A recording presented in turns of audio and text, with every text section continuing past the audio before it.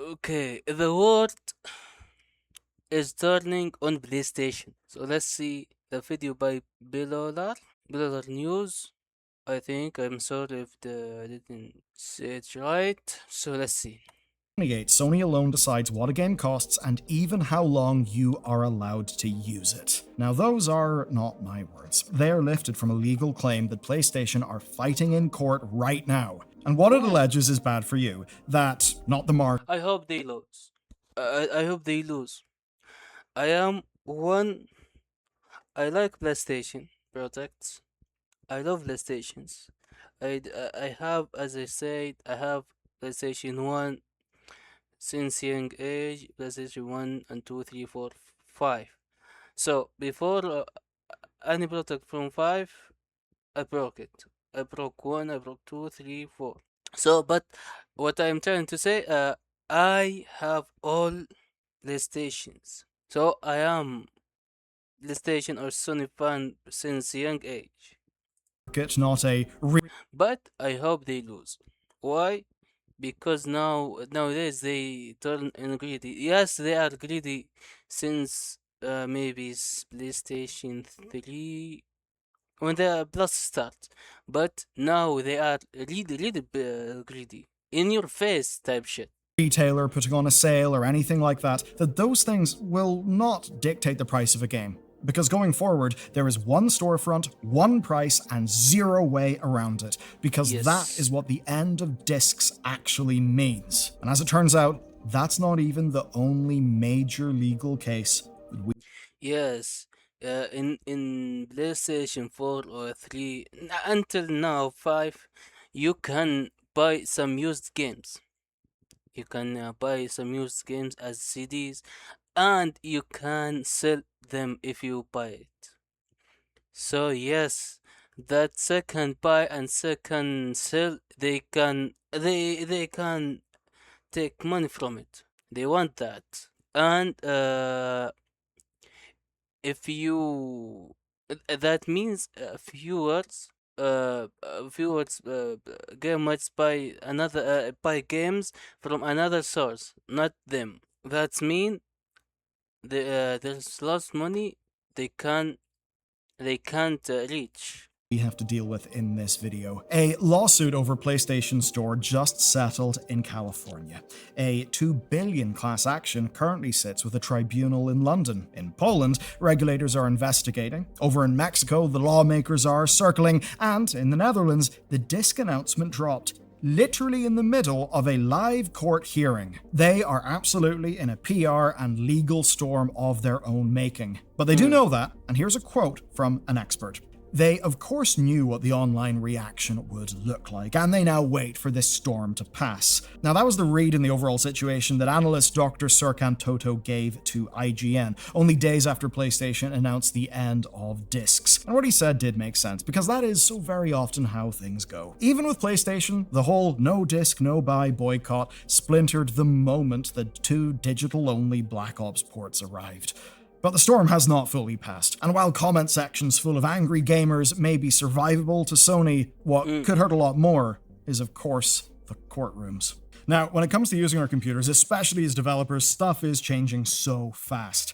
And boot.dev are keeping up with that. Now, of course, you don't have to like AI coding tools Let's to watch maybe want that. to understand what they're actually doing. In fact, skepticism is probably a better reason to actually go and take a look under the bonnet.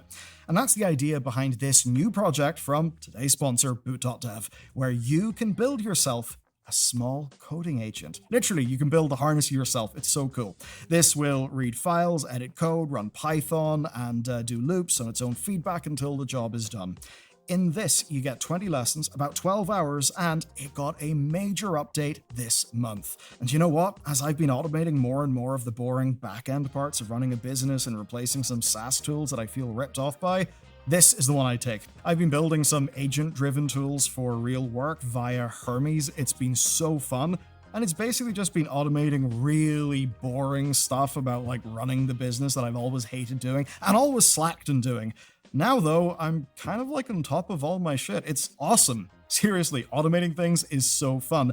And with this on boot, actually implementing the Nice. loop yourself is how you go from, I don't know, being some sort of prompter or slopperator, as I like to call them, to, well, being an engineer who knows how to use a tool in a responsible, effective way. Because as all this stuff grows, we can never get away from the simple thing where judging the output of any of these systems is your job and your responsibility. And Boot absolutely handles this right. And of course, they do so much more. Every course they have has a free interactive demo, so you can actually try all the stuff out before you spend anything. And the whole platform is so full of like heart, craft, sauce. It's literally made for people like us. The whole thing plays like an RPG. So all you need to do is scan the QR code or head to boot.dev and use code BellyLearNews to get Nice. 25% off your entire first year on an annual plan. When Serkan Nice. Toto said the storm would pass, he was talking about the money side of things. The, little financials, as maybe some people cancel their PS Pluses or choose not to buy a game. Basically, per his maths, those sorts of things wouldn't even matter, and he framed that even, say, 500,000 cancellations would be like a 1% drop in the overall Sony Mm. numbers, the sort of thing that wouldn't really be a dent in their digital revenue. It just wouldn't matter. But what would matter is, say, no disk drives to build for the PS6, no discs to press, Mm. things like that that'd save PlayStation money. But not just that, because the cost of pressing a disc is probably less than the opportunity cost of that factory doing that instead of something else, and we now know that at least one of those factories has been repurposed for optical components. And the argument is, of course, that enough of the audience already buy digital to cover the shortfall from those who never will. So if you want to stick by your principles, it's basically, yeah, sure, but nobody else really will, and you'll just be depriving yourself of games. And it's the sort of thing where I hate those vibes, but I do think it's broadly true. It's how boycotts tend to go when it's over something that people fundamentally do want. If you are a little bit from the past, you may remember Call of Duty Modern Warfare 2 having no dedicated servers in PC, and that famous Steam screenshot of the Steam group for the boycott on launch night, where most of them were playing the damn game that they said they would boycott. And the thing is, the data behind Sony's bet does look kind of brutal. As an example, when the new Wolverine trailer was flooded with more than 10,000 comments, most asking for discs, Zircana's Matt Piscatella answered with some numbers. He said that in the week ending July 11th, exactly 2 PlayStation games sold more than 10,000 physical copies in the US. And across every PlayStation release, PS4 and PS5, first party and third party, 7 games have passed 100,000 physical copies sold so far this year. Those obviously are plenty of sales, but they're pretty small compared to the rest. Now, those analytics ended up proving a little bit controversial. A lot of people didn't really believe what was going on or had questions. So, Piscatella went a bit further in People mad because you take from them a choice. Yes, yes, a lot of people buy games as a digital, not CD. But you take from them a chance, choice. Some people will they want to play a little bit from this game and sell it afterwards. So what they can do now on PlayStation, I mean. In PC, yes, it is digital, but it is different ways because a lot of stores in PC, and you can buy accounts that are cheap only for this one game. So there is way in the PC, but in PlayStation, no. After this decision, you can only rely on one way, and it is their store, and in this way they store, you will dream about fair prices. I mean, Wolverine will be like PlayStation GTA price and different value when we see. I mean, Wolverine not will be not like GTA. It is 1 week content game, and GTA will be like 10 years content. So it will be different. But no, it doesn't matter for them. response to a few conspiracy theories that he was basically underselling how these physical games had been performing in the US. So Matt then shared this trend line of total new physical game sales per year, and it is under 40 million per year in the US over the last 2 years. But on PlayStation, Wait. million per underselling how these physical games had been performing in the US. So Matt then shared this trend line of total new physical game sales per US physical software 292 million units of physical video games sold in 12-month period ending by the June. So the timing of the measurement matters too. Sure, I can't disclose just PlayStation here, so I hope this total market look for the 12-month period ending going back to will suffice. It's true, but it's misleading. Why? Because in this period there is no stores, no digital games. So yes, it will be higher. That's one. Second, in this period, not this period, I mean this period, from here to here, I think when stores, PlayStation stores starts and digital game starts, I think to here. I mean, uh, I don't know if second hand sales will be considered in this data sheet. What I mean, there is a lot of people buy CDs, digital games, not digital games, CDs games, and play games as digital, but not conclude as buying physical softwares. They are not buying it from the main source. So I don't know about this data sheet. year, and it is under 40 million per year in the US over the last 2 years. But on PlayStation, they haven't sold more than 20 million physical units in a year since 2021. And of the 7 games that have exceeded the 100,000 physical sales bar within the first half of the year, he says that so far, not one of those that they can track anyway has sold more than 275,000 units. Yes, because this type of games you buy it in the second hand because its content is not much. You play it and resell it. It is not like shooter games or games like gacha games you will play it a lot of time. It is story games. What when a story ends, you don't play it anymore because you end it. So yes, the best value of these games you buy it as second buy, or you buy it from the source and resell it after you're done off from the story, like Spider-Man's. I don't know. Overall, then, Don't let's say this. The data does not means it's all of people, and even people who only buy digital games will be mad because not necessarily mad. Will be against this decisions. Why? Because it is choice you taken from them. the trend line for demand in the US does look rather clear. Now that I mean, if when they start selling PlayStation without disc, there is still PlayStation within disc. So people didn't get mad because there is choice. You want this or that, but when you take the choice and tell them you can only buy these games from this place, which is the PlayStation Store, then people will get mad because you take from them the choice, and we all know prices in PlayStation Store. it's far from the only discussion and analysis as went on in this. Many have suggested that the top line data is basically a result of PlayStation manipulating numbers to make digital look good. The claim Yes.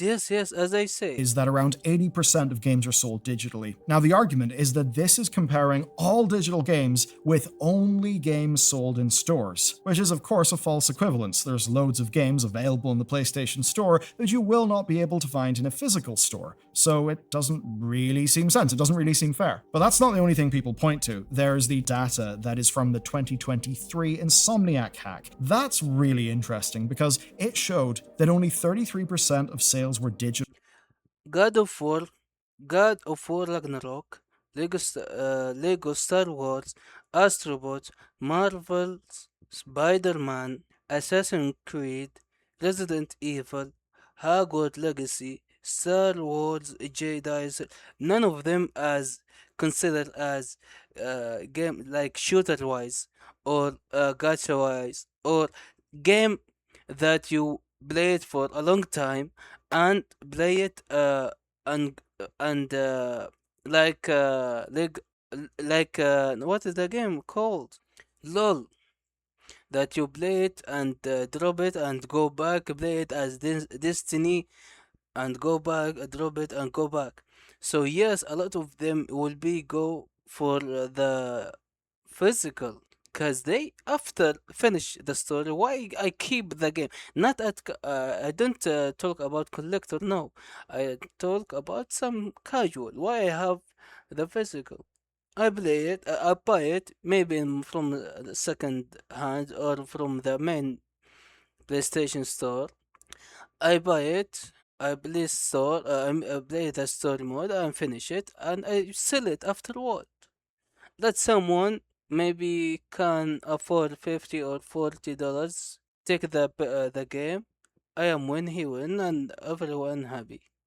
So yes, it's for copies of games like, say, Ratchet and Clank Rift Apart, or 57% for Ghost of Tsushima Director's Cut. Basically, with numbers like that, it sure seems that when given the option, people bought physical at over 2 to 3 times the yes, options, choice, yes. rate that Sony's top line number implies. But just because some data seems to support the argument doesn't make it solely manipulation. We always have to remember. Yes, yes, it is manipulation because there is another type of I don't know examples, but I read it and I understand it. There is only there is games as CDs, physicals, and there is casuals only appears as digital. So people when play it as physical now they want to continue to play the game, so they download the digital version. Now PlayStation put this digital in consideration in this data. So yes, it is misleading.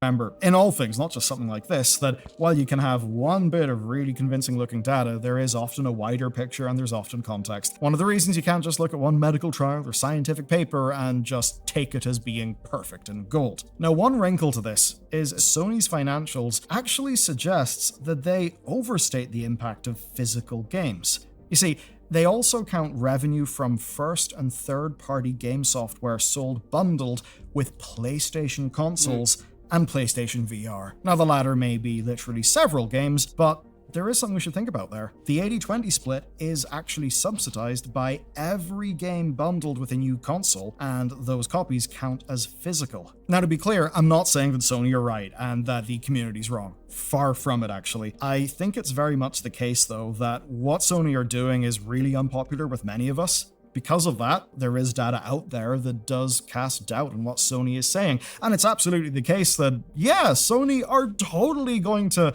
supply the numbers they've got that make their stuff look the best, that makes their new direction look very sensible. They'll obviously want to do that. And while on the conspiratorial side, things do look convincing if you solely contain it to just those numbers being talked about, those are also not all of the numbers, and loads of those numbers are just, well, ones that we do not have. Sometimes, though, there can be a more simple and cold truth than just the conspiracy. I think it is the case that there still is a sizable market for physical games. That's obviously true to just about anyone, including PlayStation. And I think, quite simply, Yes. PlayStation have decided that it's now small enough for them to leave behind. I mean, what? 10,000 comments under a trailer and no response? They obviously think they can tank it, and it seems So let's say I thought of this idea. So let's say PlayStation will go only digital. Do you know what they need? They need, and this will not happen. They need multiple stores in their PlayStation. Like what? Like Steam. Steam PlayStation Store, Steam Store, I don't know, some store, another one, Epic, I don't know. Why? Because they need to compete to each others, and we start to buy. Yes, and third, not third, second buy system. Let's say I play like let's say Wolverine. I buy it in digital form, and I finish the story, and I don't want it anymore. There should be a system when I can sell this game as digital for my friend or something. Maybe PlayStation get some cut from it. I don't care, but not big one. But still, someone can buy a second-hand game, second choice for them. And this idea will PlayStation will not do it. They are pretty sure that all the people who care about this have made a lot of noise, and it's not enough to make them reconsider their plan. And the price for leaving those people to them, is worth having, because what it means is full price control with no second-hand market. It means Yep. stronger monthly active users thanks to, well, downloads and store access, and it means even better margin on production and sales. And what's been so left out of the conversation is that this did not start with a disc announcement. This is actually a plan Sony's been working toward since 20.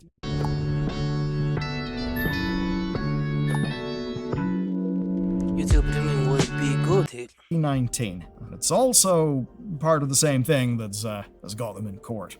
In 2019, PlayStation stopped allowing third-party stores to sell digital copies of their games. And since 2021, that has been biting them in the legal ass.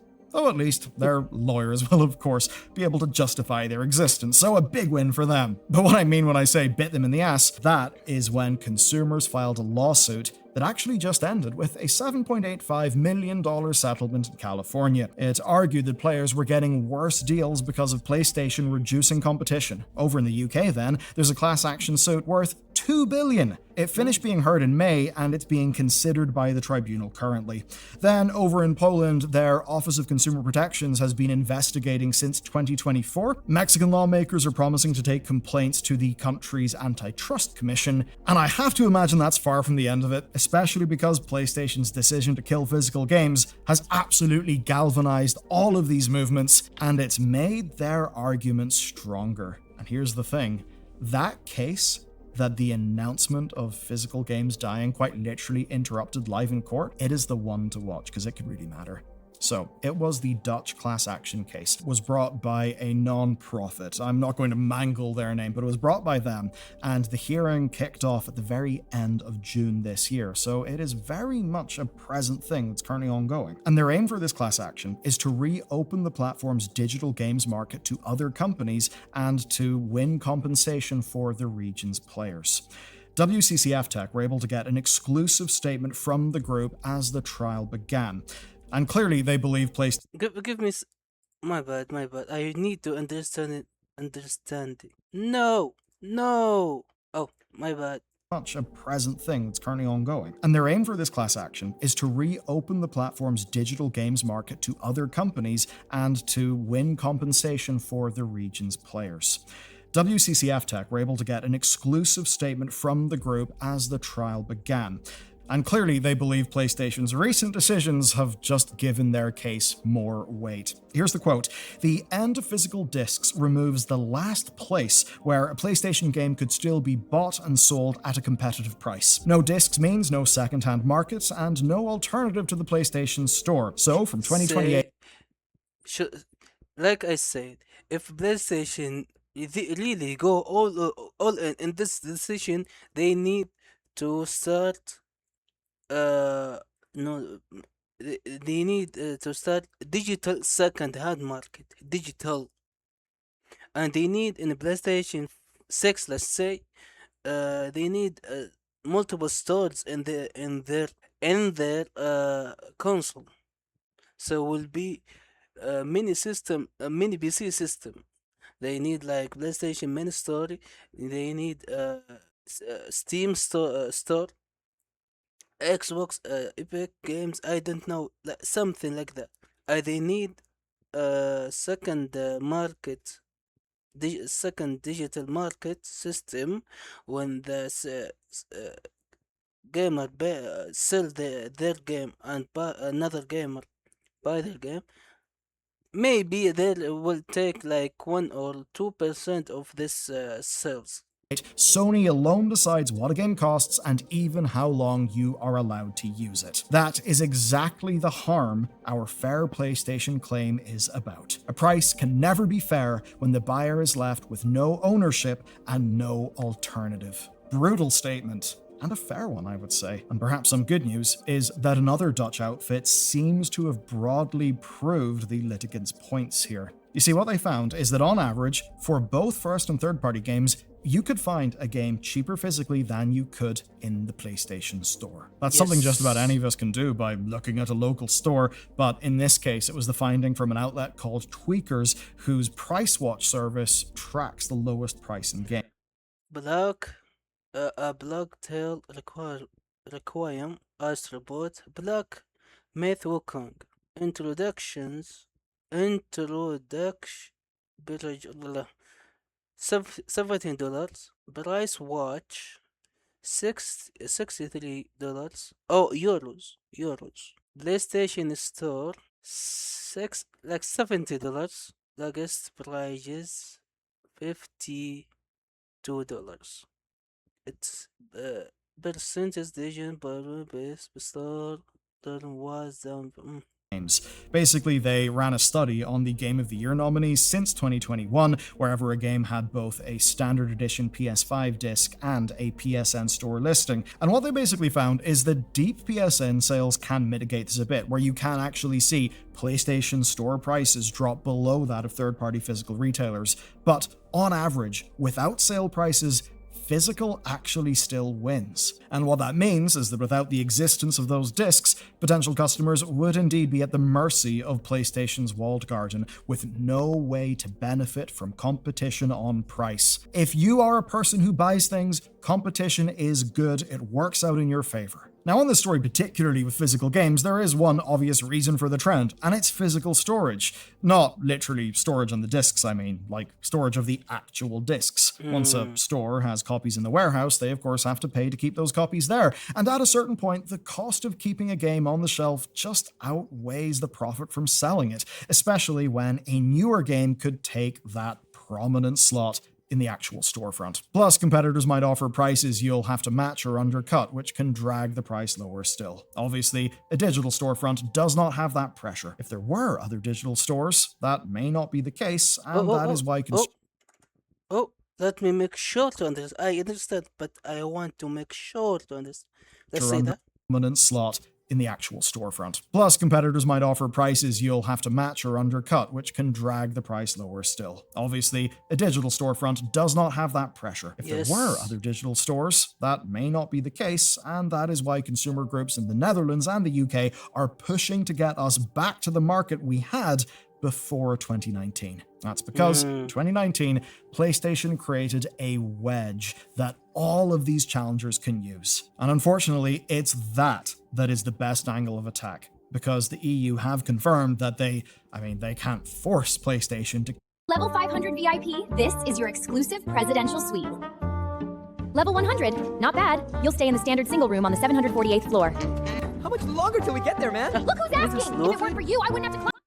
keep printing discs. In a statement given to the Irish Mirror, EU Commissioner for Consumer Protection Michael McGrath spelt out that the EU's rules on corporate activity do allow for PlayStation to sell games on their platform however they want. However they damn well please. That's not his quote. Here's his quote. It does come down to commercial and contractual freedoms, and companies are free to offer games and services in a manner that they see fit, provided that consumer rights are fully protected in line with national and EU law. Now, he then goes on to link the statement to Stop Killing Games efforts in Europe, but at the core, this is a fundamentally different story. The EU cannot force PlayStation to produce physical discs, in just the same way it can't force Pocket Pair to produce a physical edition of Palworld so there, I don't know, can be parity with Pokemon cards. That choice, of course, stays with the company. And right now, the only thing we know that influences it is the potential for more revenue. And that means that the product decision side of things is basically untouchable. But what is, I guess, legally touchable and what could be useful to people trying to push back against what Sony is doing is prices. And that is where this fight is heading.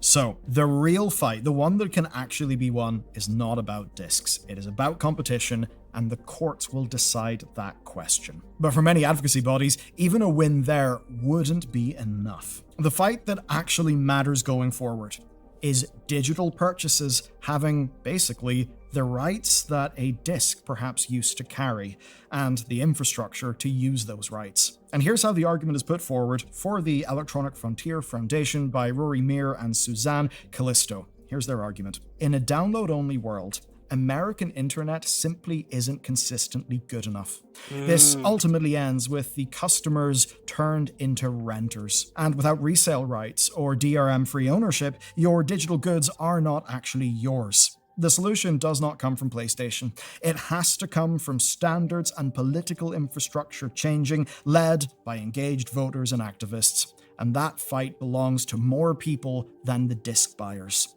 You could never have owned a PlayStation disc in your life, and this would still reach your wallet.